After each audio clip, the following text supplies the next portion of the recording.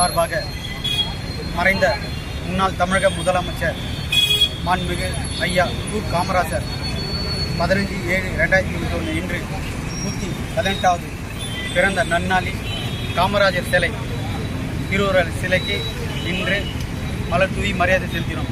அவருடைய ஆட்சி காலம் பொற்கால ஆட்சி காலமாக இருந்தது. தமிழகத்தில் குறிப்பாக சொல்லப்போனால் கல்வி, உள்கட்டமைப்பு, மதிய உணவு திட்டம் மற்றும் நீர் மேலாண்மையில் மிக சிறப்பாக அவருடைய ஆட்சி காலம் இருந்தது.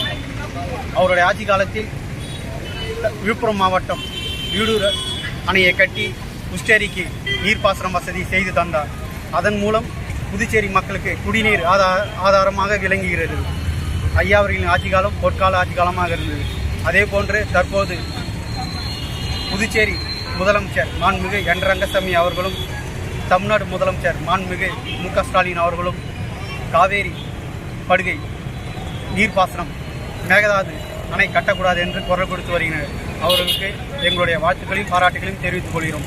இதேபோன்று மத்திய அரசு காவேரி விஷயத்தில் நடுநிலையோடு செயல்பட்டு மாண்புமிகு பாரத பிரதமர் நரேந்திர மோடி அவர்களும் மாண்புமிகு நீர்வளத்துறை அமைச்சர் மத்திய நீர்வளத்துறை அமைச்சர் ஷெகாவத் அவர்களும் உரிய நடவடிக்கை எடுக்க வேண்டும் என்று எங்கள் இயக்கம் சார்பாக வலியுறுத்தி கேட்டுக்கொள்கிறோம். நன்றி, வணக்கம், ஜெய்ஹிந்த்.